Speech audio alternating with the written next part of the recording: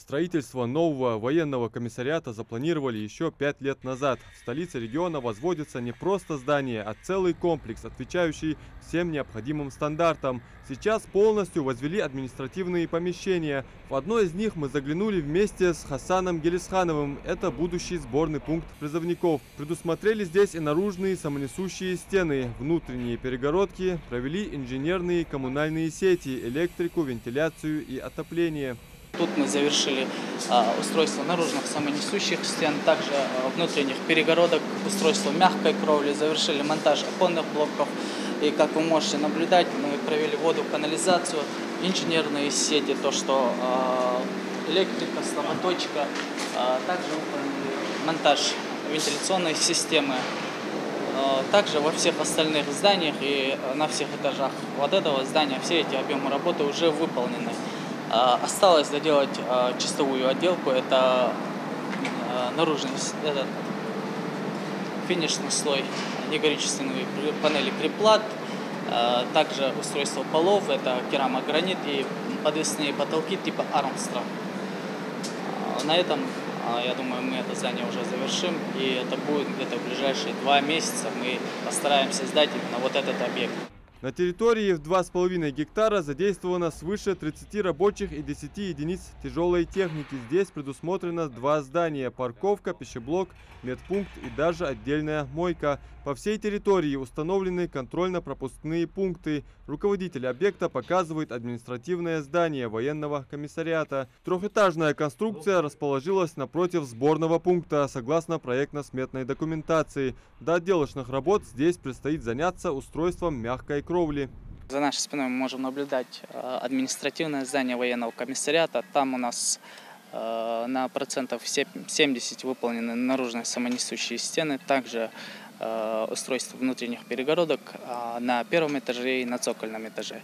Также на обоих этажах у нас выполнены внутренние инженерные сети, это вода, канализация, электрика, слаботочка и вентиляция выполнена.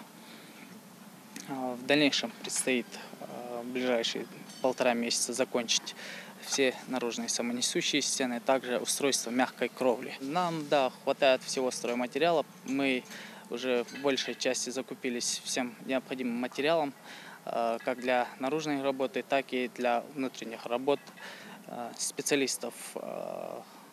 Также мы достатки, есть специалисты. Да, в основном у нас местные специалисты.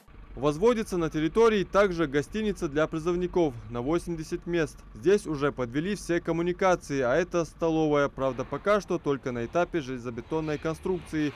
Контрольно-пропускных пунктов 2, в одном провели электрику. Почти завершили и ограждающий забор. Есть и 2 внеплощадочные парковки. Военный комиссар лично курирует строительство будущего военкомата. Видишь, можно, да? Вот качество, вот хорошее качество, все, видишь, я сказал, один из лучших материалов вы строите. Необходимость строительства нового военного комиссариата назрела давно, ведь нынешнее здание не соответствует военно-секретным требованиям. Ко всему прочему, еще и в предаварийном состоянии. Ну а новый районный военкомат после его эксплуатации сможет одновременно разместить более 100 призывников.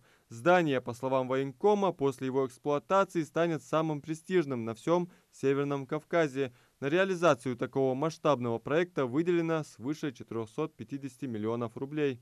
Ориентировочно на 70% все работы выполнены. Вот. Мы тут 1-2 раза в неделю, конечно, посещаю объект, смотрю.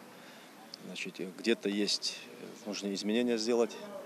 В плане того, что сейчас идет новое веяние, новый облик военного комиссариата по указанию министра обороны. Вот, и сами строители идут нам навстречу, значит, понимая, что действительно сегодня в Южном военном округе, наверное, самый лучший и самый такой перспективный военный комиссариат строится здесь, республиканский. Начали возводить объект год назад. Завершить строительство планируют в сентябре 2022 года. Сейчас выполнено свыше 70% всех работ. Адам Мережков, Адам Далаков. Новости 24.